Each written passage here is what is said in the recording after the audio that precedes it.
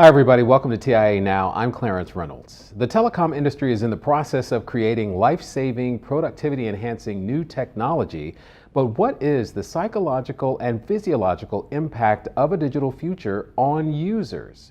David Bain is Executive Director and founder of the Technology Safety Council and a member of TIA's TR34 Satellite Engineering Standards Committee, and he joins us with his insights.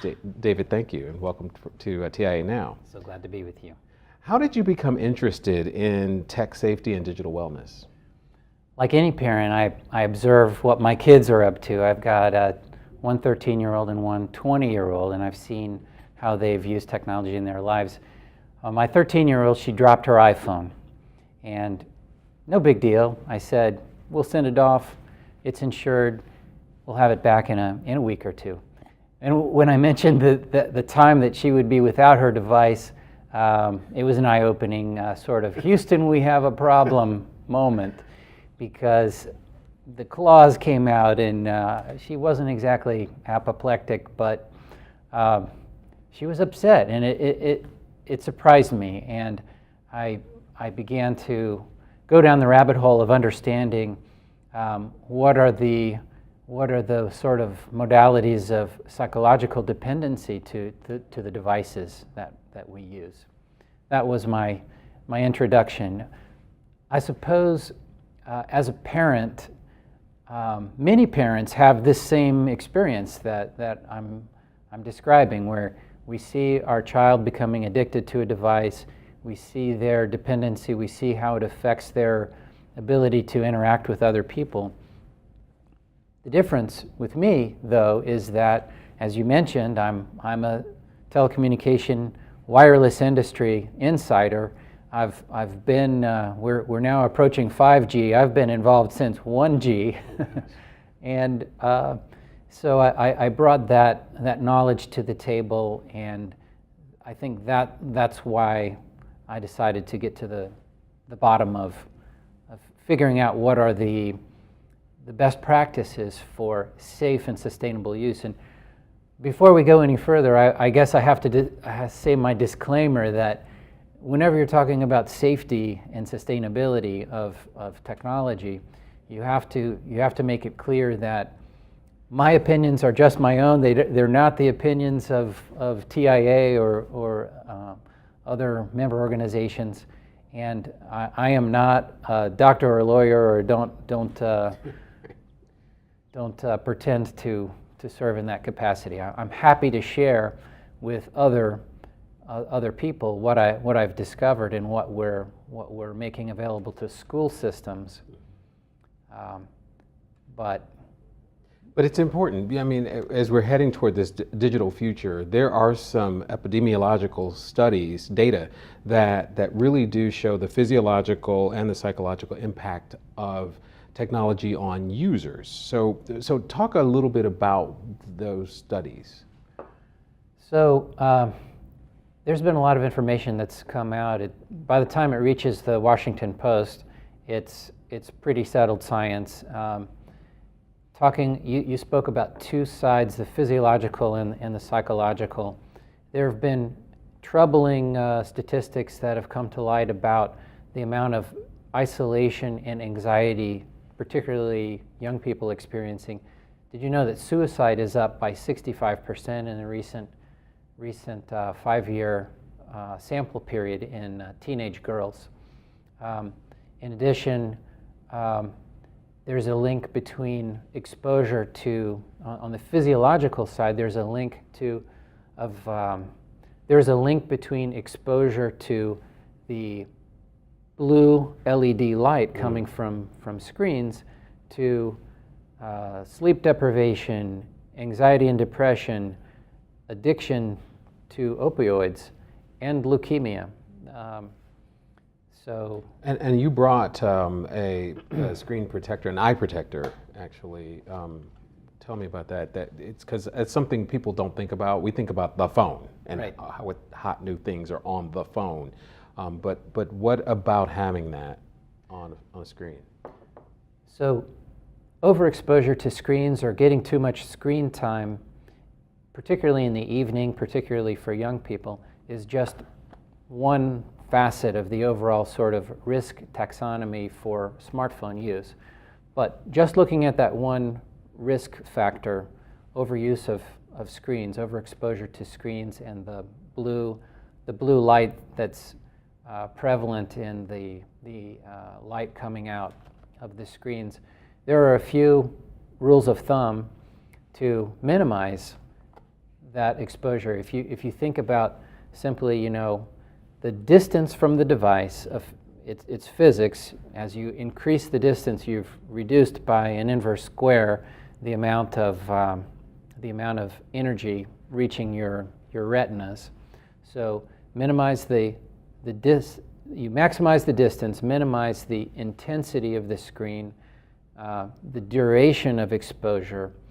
Also important are the time of day and the ambient light that you have in the room. You don't want to look at the screen in the dark, but I would say that the sixth best practice for screen safety is making use of any and all risk mitigating technologies, including there are some blue light blocking glasses that you can wear when you're doing computer work. There are timers.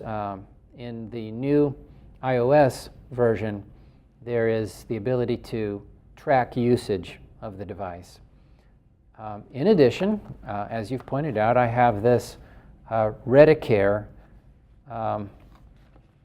screen protector that, I don't know if you can see, there's a sort of a yellowish tint that shifts the wavelength of the light coming out of the device from the blue more toward the yellow light. And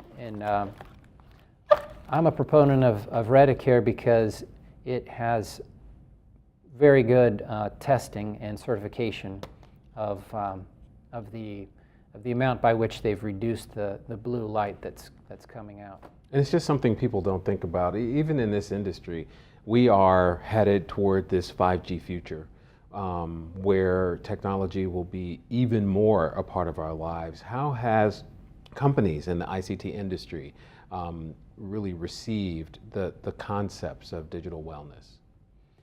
I'd say we're still at the very early stages. What you see now is the major platform providers becoming wise to this important issue. I believe that the watershed event was really the Zuckerberg hearings, where people began to doubt everything that is pronounced or presented by big technology companies. I would say just in the last 6 months, there's a very notable shift in the developer conferences of both Apple and Google. There is something called wellbeing.google.com right now, where they look at these issues. Apple, as I mentioned, in the new iOS version, has the ability to better track one's usage. Microsoft has been, and I hesitate to put Microsoft in that group at all, because Microsoft has an old school business model where they give you technology to help you do things quicker and more effectively, versus the business model where they're trying to get your attention and hang on to it. So nonetheless, Microsoft has been actively talking about the need to regulate, for instance, artificial intelligence and facial recognition and that sort of thing. So, answer to your question, it's at the major platform level right now. I think as time passes, we'll see in the lower echelons of the ecosystem, I think that we'll see other levels of companies embrace the idea of human-centric design, recognizing that in the technology-human equation that, humans are a big part of that. Big part of that. David, there's sort of a level of digital dependence that we as an industry are baking into the technologies with things like IoT and automation. How will we balance or manage the difference between wellness and dependence? It's going to take raising a lot more awareness than we have right now. We have the model in wireless communication of 1G, 2G, up to 5G, but where are we really in our technology safety evolution? Are we? I tend to think that we may be on the verge of a 5G network in terms of the technical capabilities and speed, and which we think is absolutely amazing. That we're very much tech optimists and think it's incredible that in 2018 you can have the collective knowledge of 10,000 years of humanity in the palm of your hand. However, as far as what the impact is on our physical and mental health, on our children and their mental development and so forth, we're not at 5G. Maybe we're at a 2.5 or 3G level. Yeah. So yeah, it will take awareness and understanding not just the technology better, but understanding ourselves, our neurotransmitters, our mental development. And how it's evolving.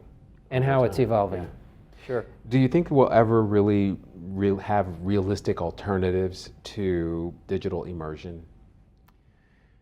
Ever is a long time. But I think already there are alternatives to digital immersion. I think that even someone who is in a knowledge-intensive industry today, who must be connected to quickly evolving information worldwide, even that person whose career and livelihood may depend on being connected and being productive.